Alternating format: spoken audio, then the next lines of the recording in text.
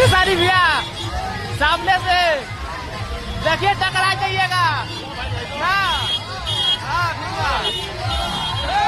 गद्दी पे चाहे हम रहे या मुन्ना,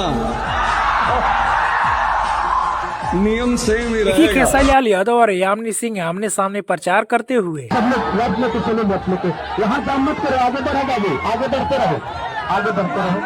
तो दीदी आपके इस छोटे भाई को आपके आशीर्वाद की जरूरत है और रानी जी को भी देना है। आप भी आशीर्वाद दीजिए। इस छोटे भाई को आप सबकी मोहब्बत और आशीर्वाद की जरूरत है।